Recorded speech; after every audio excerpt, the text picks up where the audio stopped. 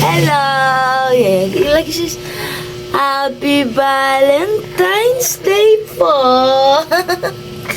Kami po ngayon nagde-date ng aking baby Lala. Ay! Aking baby Lala po. Alam mama yan. Ay, lainak na ko. Ayun na. Aking baby Lala yan. Bale, meron po siyang halak. Ay, halak-halak, di pa naalis yung halak niya. Bale, pinapausukan ko pa rin siya. No, bebe? Ha? Para mawala din yung ano niya. Yung halak-halak na yan. Kasi parang ano siya, yung hinihika. Ganyan yung ano niya. Yung parang hirap siya sa paghinga. Ayan. Yan na, baby Lexus. Like this yan. Wala si aming ate kuya. Sinusundo sila sa school. Kasama sila ate JJ at si kuya Jacob. Uy, aray ko. Kami lang dalawa ni baby ko. Uy, chik. Ha? Kami lang dalawa iyan. Kaya tahimik. Tahimik na tahimik ang aming bahay. Kayo guys, musta ang Valentine's nyo ngayon araw? Happy ba? Yung mga nanay, meron na ba kayong natatanggap na regalo mula sa mga asawa? O sa mga partner nyo?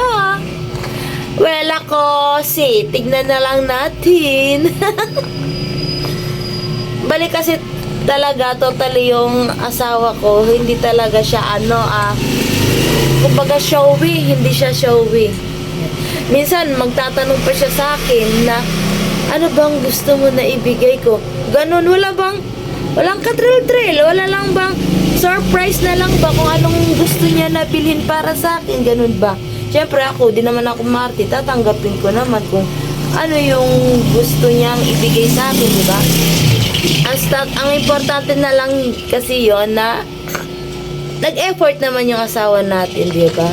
Kahit maliit man yan, okay lang, di ba? Siyempre, sa Valentine's Day, minsan lang yan, once a year lang yan, di ba? Kasi nung nakaraang araw, tinatanong na niya ako, ano daw ang ganap daw namin sa Valentine's, kakain daw kami sa labas. Nabibisit ako sa ba't kailangan niya magtanong pang ganyan? Hindi ba pwede na, tara, magbihis ka, haalis tayo, may pupunta tayo. Ganun ba? Hindi yung, ang ganap ko, Maria Josep? Ang dami ko na nga iniisip, dito na nga sa bahay, ako na nga nag-iisip, nag-iintindi lahat.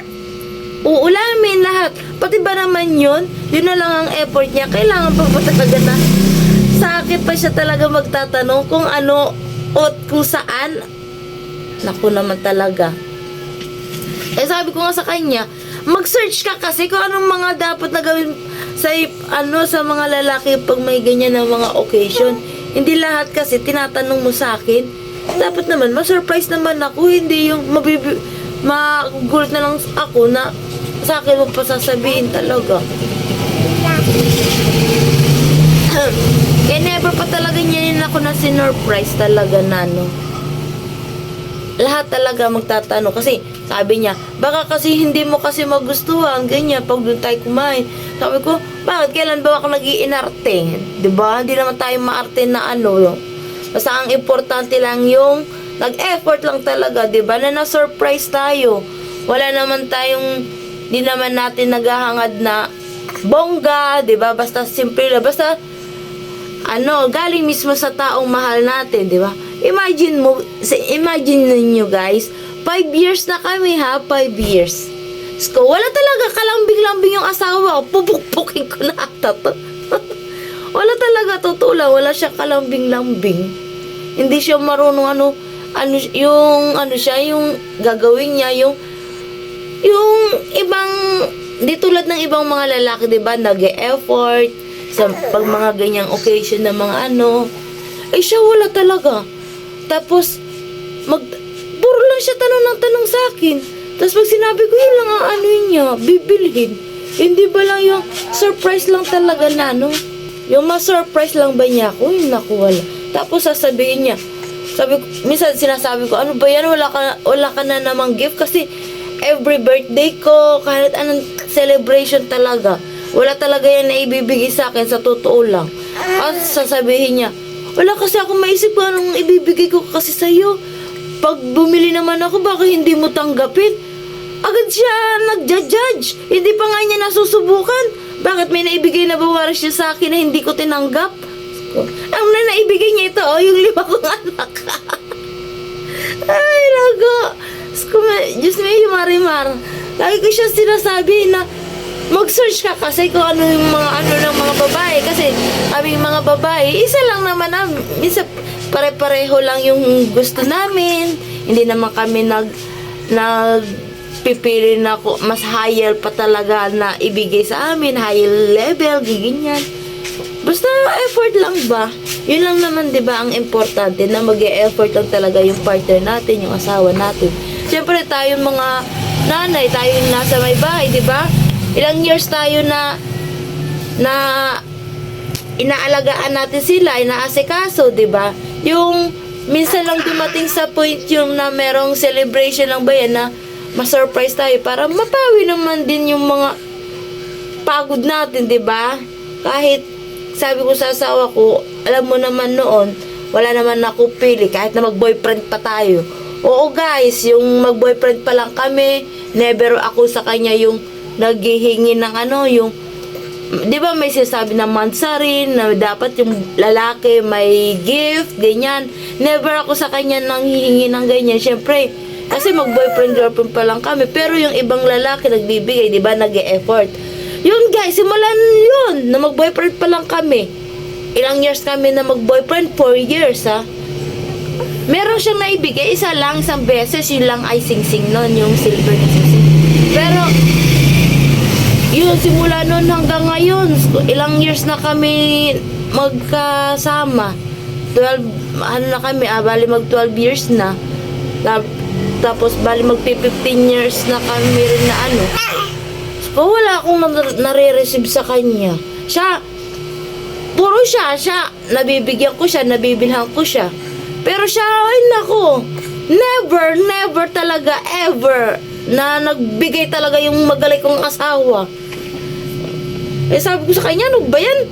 Wala ka talagang kalambing-lambing. Sabi ko, di man lang ako nagbigay siya, yung parang magugulat ka na lang na isang himala na nagbigay, ganyan, na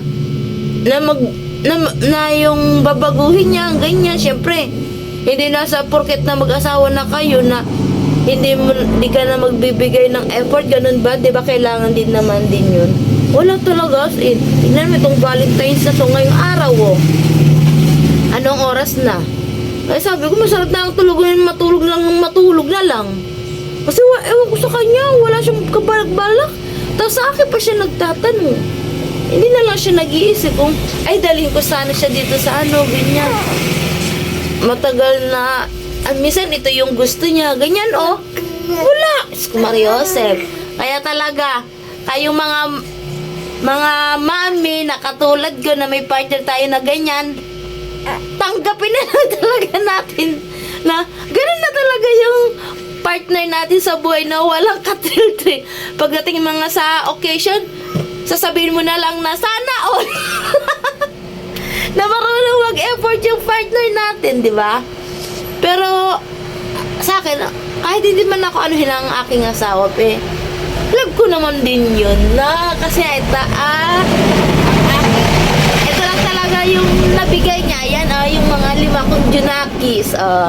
Tapos ano ko lang din naman sa kanya, ano naman siya, yun nga isa pang inaano niya, bakit binibigay ko naman sa'yo lahat yung pera, yung kinikita ko?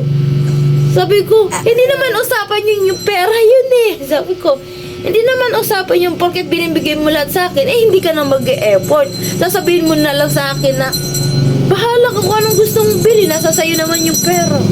Ganun. Ay, ganyan na lang ang minsan sinasabi niya. Sabi ko, wala ka talagang ano, yung ikaw na lang ang bibili. Tapos, parang, masasabi ko ba, ito, binili to ng asawa ko. Noong araw na yon, ito yung binili niya na may okasyon.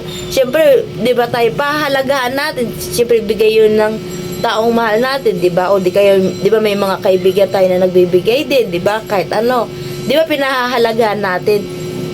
Eh, yung bibili tayo na pang sarili natin, tapos yun ang sinasabi niya kasi, yung pera doon nasa akin.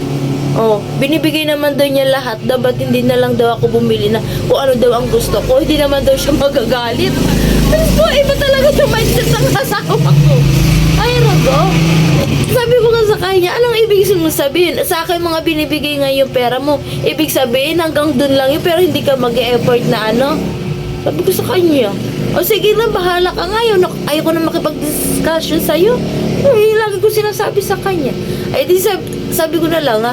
Kaya kahit ano na lang okasyon, ganito lang talaga. Sabi ko, wala na akong matatanggap sa'yo. Normal lang naman talaga na magbibigay ka sa akin ng pera, eh. Sabi ko, siyempre lahat akong nagbabudget, oh. Pero yung may simpleng celebration lang na may ma-receive lang ako sa'yo kahit ano, wala ko talagang nare-receive sa'yo. Yun lang lagi mo sinasabi, nasa akin lahat naman binibigay yung pera. Wala naman ako issue doon. Ang sabi ko lang na mag-effort ka at saka yung ma-surprise mo lang talaga ako. Ay wala eh, sabi ko. Ay, lagi ko sinasabi sa kanya.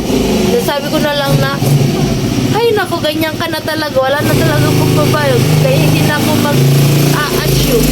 So, kaya na siya. Bye-bye.